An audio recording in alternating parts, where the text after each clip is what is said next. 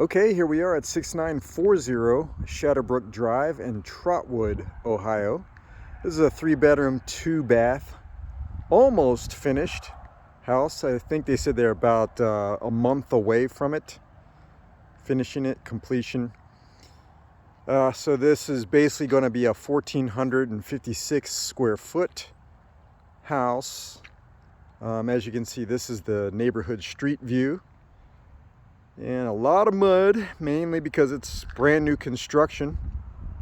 It's a very nice quality home, actually. So I did actually go to the one that they're selling right down here that you can see with the garage door open right there. That one just sold. Same house, same design, a little bit different color, but it is also a 3-bedroom, 2-bath. Done by the same company, which is basically Dover Realty investment company. And I actually have done renovations for 7 years, and I like what they're doing. I think it's pretty quality. They're pretty quality build, and for the price is pretty good, you know. So there's some things to consider. Now, one thing I'll say is that this is a pretty steep drive, so it actually is a steep incline or decline, depending on how you're looking at it. So if you have a low car that rides low to the ground, you might have some issues actually getting into this driveway. But good quality. I mean, it's got the nice stonework on the bottom half, probably the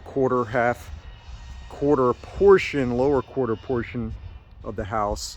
Vinyl siding all the way through. I'm not going to walk through the mud, but obviously everything is pretty new. You only have this stonework on the front side, so you don't have it on the sides or the back. This is basically the garage. We're going to walk through the garage. It's a 2-car garage. One thing that I was pretty impressed by when I saw the other one, and the other one's not really that finished either, so I'm just going to do the video in here. But the sides of the garage door has some space. There's about I'd say 4 inches to 6 inches. I think this is the smaller one, and that's the bigger one right there. And so you have some space to open your doors. A lot of the new builds, they're cutting corners there, and you're starting to see where it's a little bit harder to get in and out of your car if you park it in the garage, which most people don't really park in the garage, which is a shame. And it's probably the case with this, mainly because there's no basement. So where do you put your stuff? Where do you put your storage? So this is where probably most people are going to put their storage, in the garage. So that is one thing to consider. Now, so what we're doing right here, we're looking in the kitchen. So this would be the kitchen. You would have cabinets over here. Sink would be over on this side where the hookups are. So you're looking out the window as you're doing dishes or whatever. So that's kind of nice. And then you have basically the washer and dryer that goes in this little space right here. So it's sort of in the kitchen. This is a pantry, freestanding pantry. Now they took it out of the other one. And so whether they're going to do that or not here, I don't know. But this was the pantry that they had over on the other one. And then this is another pantry. So it's kind of neat to have two different areas. Right here, so kind of neat. You have a little bit of cracking right here, so that's it is kind of normal, but I mean this house isn't even done yet, so. And I would say there is a slight elevation difference there, not major. It is kind of normal, but not what you would want to see for a house that's not even completed yet.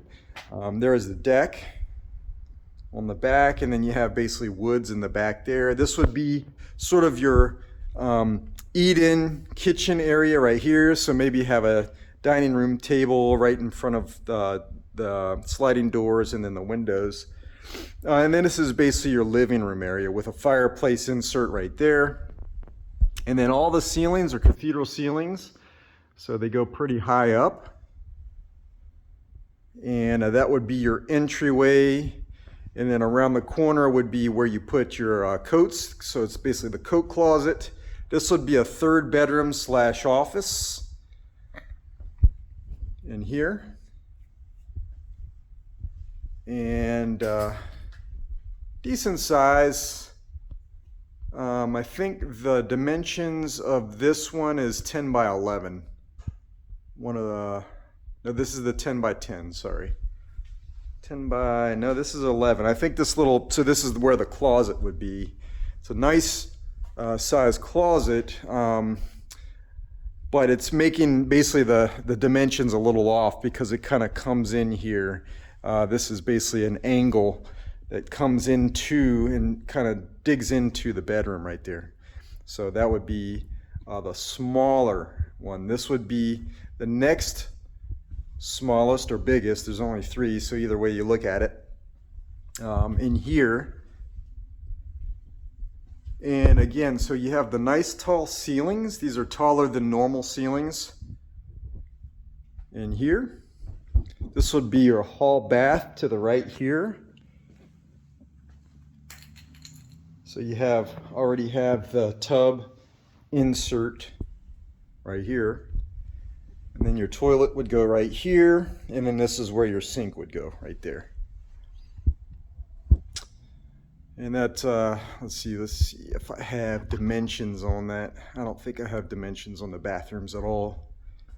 And this would be the master bedroom, and this is the master bath. So how this would be set up is basically you have your shower on this side, and then this would be kind of a 2 sink setup here. So, you know, 1 countertop with 2 sinks on it that would be put in there. This is just basically a little area here, but this would be where your toilet would be, and then that would be where your shower would be. Obviously, it's already in there. Insert. And again, nice tall ceilings.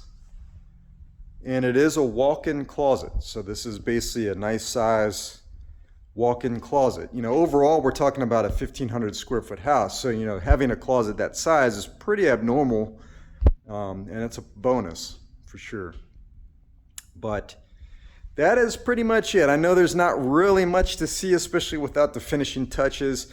They did offer to let me go over to the other one that's partially finished, a little bit better. At least has the drywall in it, but there's still just not a whole lot to see in there. And it's not really going to help too much. But one thing is too, here you see another crack that's coming through here. So it is very normal for concrete to expand and contract, you know, as the weather goes hot and cold. So, you know, it's not abnormal to see these cracks, but it is a significant crack for such a new home. Now, it's not a major crack in all, you know, it's nothing necessarily to worry about as is right now, but it should be filled. It should be filled. And then you do wonder, you know, how long it would take to potentially separate some more, you know. So as you can see, the concrete now, where the concrete, this is one, you know, poured concrete all the way through. And what they do is they have these little indentations that they kind of cut into the concrete to help it kind of, you know, as things move and as things contract and everything. What that does is basically helps to suggest to concrete as it's moving to break here.